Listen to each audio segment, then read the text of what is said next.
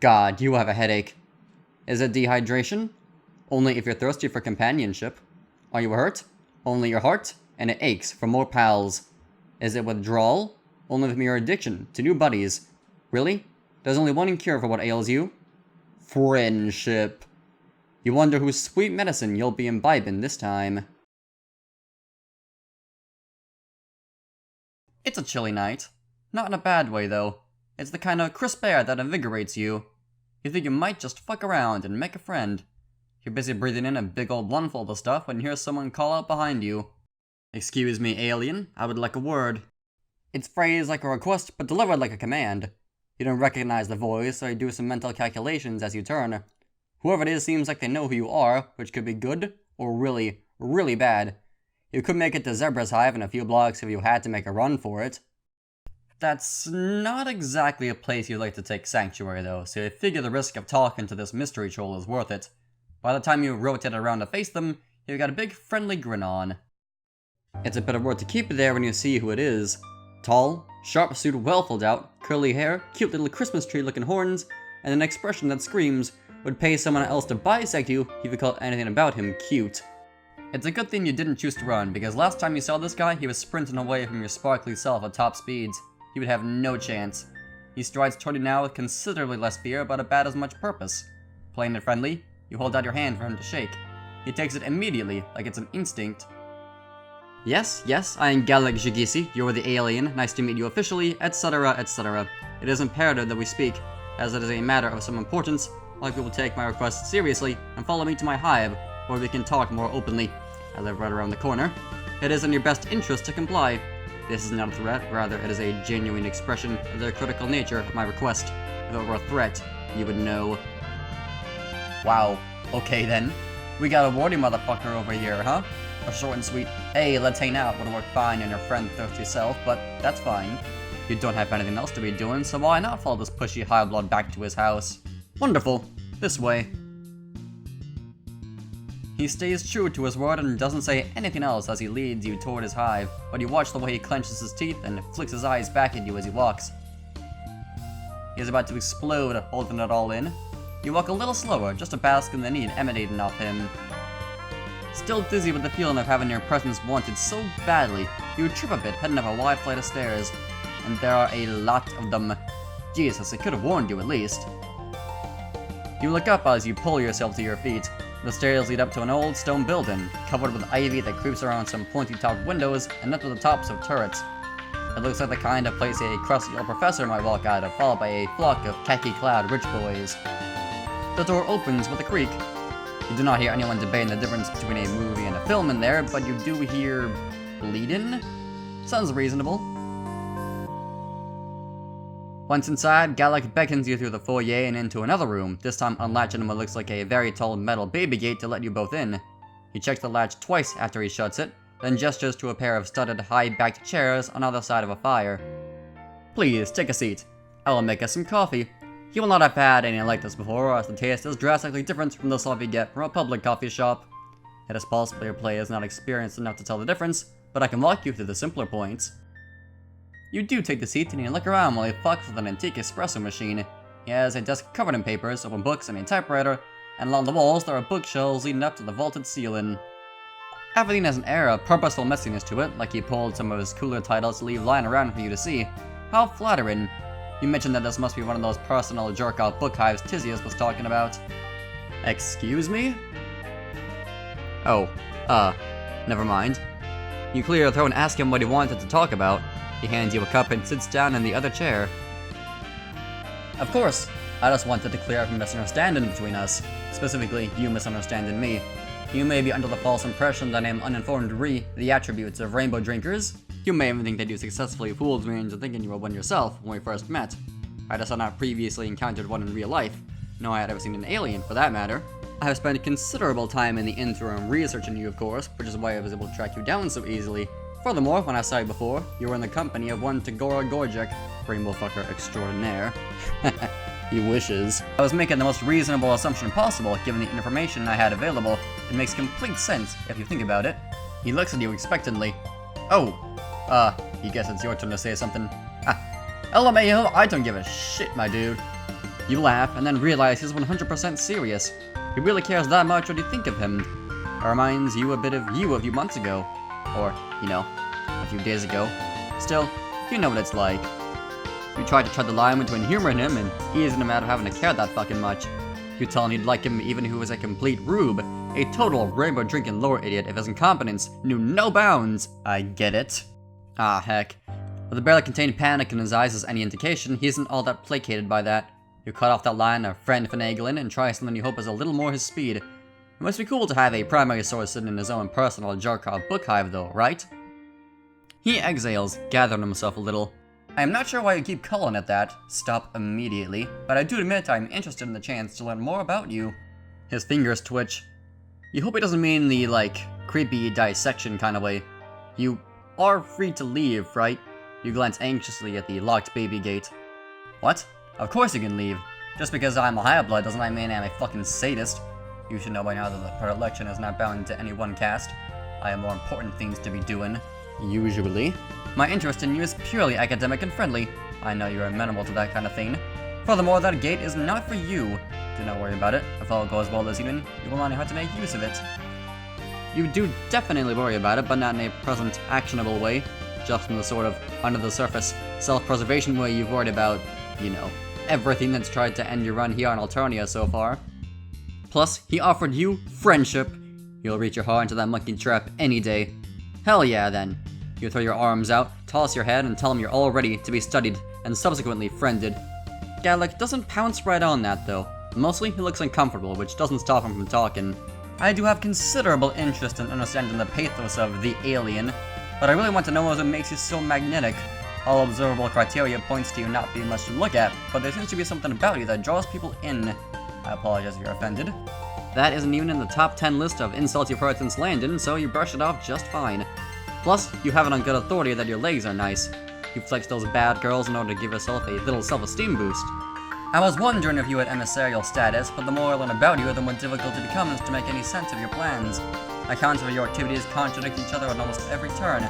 You are either the most suave and well-connected plenipotentiary I've ever heard of, or you're running around with no clue what you're doing, and somehow it works out for you anyway.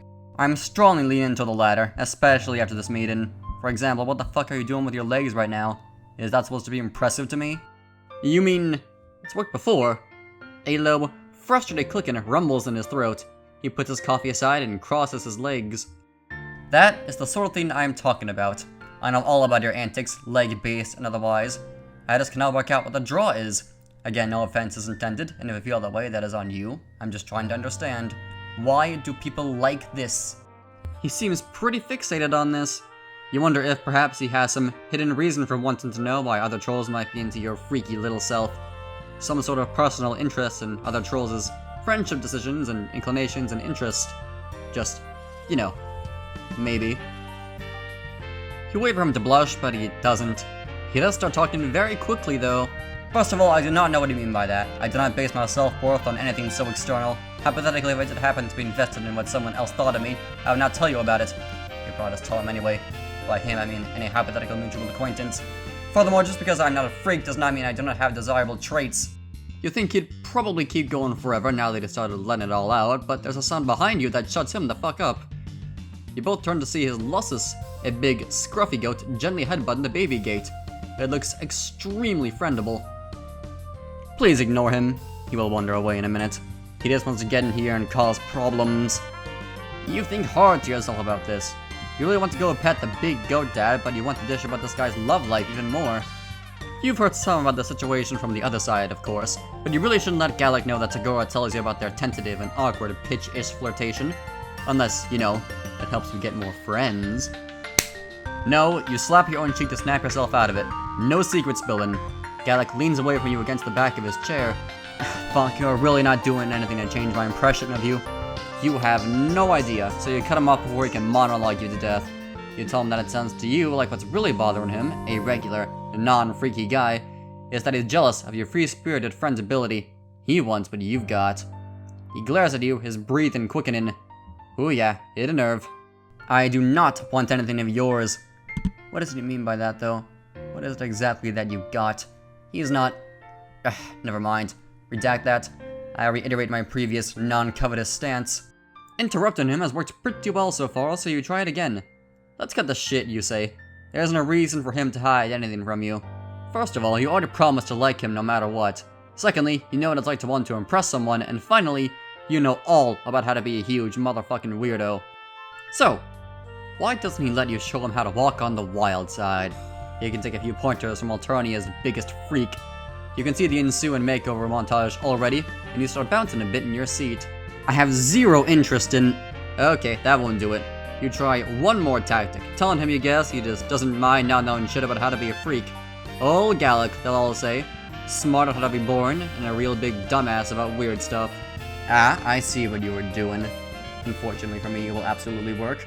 It stands to reason that allowing you to broaden my horizons with your alien ways will only serve to increase my cultural competence. Great! So, what'll it be? Shopping for a new, more casual suit, or something wilder? Spicy undergarments, dye on your hair, other weirder body mod? Galekh's eyebrows shoot up. That last one sounds interesting. Wow, he's really ready to go whole ass, huh? You weren't expecting that from this guy, but you guessed maybe he was waiting for an excuse to try something. That, or he really can't deal with not being Alternia's biggest obnoxious know-it-all. Go big or get cold, as they say. Damn, that probably is what they say. Anyway, you can't wait to get the show on the road. You tell him you even know a guy that can probably help him out. Let me be discreet. I am willing to leap into this, but I do need to protect my privacy, of course. Oh, for sure. You mean, like, probably. His brow furrows, either at your continued interruption or your hesitance, so you'll waste no more time and whip out your palm husk. You'll pull up the secret gripe profile you got Mallek to make so you can keep in touch, and call him up. Hey, what's up, robo-buddy?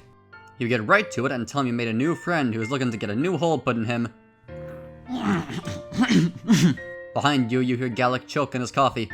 Artistically and aesthetical. Galekh shrugs weakly, his eyes still wide. Or something similar. Aw, hell yeah. Anything for you, bud? Mallek's eyes dart from your face to the room behind you. You're not sure how much you can see through the screen, though. My gear equals easy to pack, so I'll be over soon. I'll bring options. You start to give him directions, but he stops you. Oh, don't worry, I know exactly where you are. Your palm husk equals low jacked. Figured you'd be cool with that. See you soon. Mallek hangs up and you grin at Galekh to reassure him. This sure seems like a manageable situation. He offers you more coffee, which you take because you're a polite guest. Galekh starts ideating in a small leather-bound notebook, so you mostly watch, listen to him explain the brainstorming process, take sips, and wish the goat would come back. Eventually, you hear soft footsteps approaching. Galekh jumps when Mallek opens the baby gate. How did you get in the front door? I hacked it. What? Galekh's mouth opens and shuts a few times. His eyes dart between your and Mallek's matching hoodies. Just kidding. Your operation equals pretty low tech for an Indigo, unfortunately. Your loss has let me in. Anyway, I'm Mallek. And from behind him, a proud bleating. Hell yes. Galekh looks around and wrings his hands. There's a lot going on all of a sudden. He points to you. You, alien, hold on to my losses. He cannot be unsupervised in here or he will eat everything. And as for you, Mallek, hello. My name is Galekh Xigisi. Welcome to my hive. The internet typically is so hectic in here. I apologize. Ew, that equals no problem. I hear you want to get freaky. Galekh tugs at the bottom of his suit jacket, straightening it reflexively. Poor dude. You want to tell him you're proud of him for going so far out of his depth, but he seems to be holding his own here. Plus, the goat really wants to make a snack out of some old paperbacks. You take your job seriously and hold on tight to his neck. Yes, that is correct. I hear you have the tools to help me achieve this. I'm open to a wide range of modifications. I'll need to be able to hide it easily under clothing, however. My notebook has some sketches. Look only at the last 6 pages. Flip to an unauthorized section and you lose the privilege of using your eyes ever again. You want to dutifully look and not touch to, but wrangling a big goat is a full-time job. Mallek holds up the notebook for you both to see. Wow, Galekh's not a bad artist, actually. Still, you have to kind of turn your head and squint to make out what is going on in a couple of the sketches. You guess there are still a few surprises left for you in the brave new world of troll anatomy, huh? You point to the sketch you like best with one hand as you scramble to keep hold of a fistful of wiggly luscious fur with the other. Yeah, I can work with that. Hell yeah, button up, get some layers off. Galekh flicks his eyes to you and you give him a big supportive thumbs up. You look politely away when he starts taking off his jacket. Instead, you focus on your job, and oh, you have some pocket snacks. You pull some mostly not bruised fruit and offer Galekh's losses. He chomps it up readily and calms down a bit. Geez, can't Galekh afford food for this guy? He eats plenty. He's only being dramatic. Galekh doesn't take off his undershirt, but he does roll up the bottom of it before leaning his forearms against the back of one of the chairs, exposing the broad palate of his hips and back. That design does capture an ineffable facet of my core self. Get going on it, before I change my mind. I assume I do not need a spell with any potential consequences if you stray from the artistic vision, correct? Mallek rolls his eyes and pulls out a tattoo gun. Looks mostly how they do on Earth, but with a strip of greenish, almost biological light. And don't worry, your blood color equals crystal clear. Galekh winces at the first press of the gun to his skin. Or maybe it's lasers? There's a glow happening back there. With the lust sated, you're free to see what's going on, so you climb into the chair Galekh's leaning against the back of and peek over to watch. So, what's the deal with this anyway? Tattoos don't seem much like your vibe?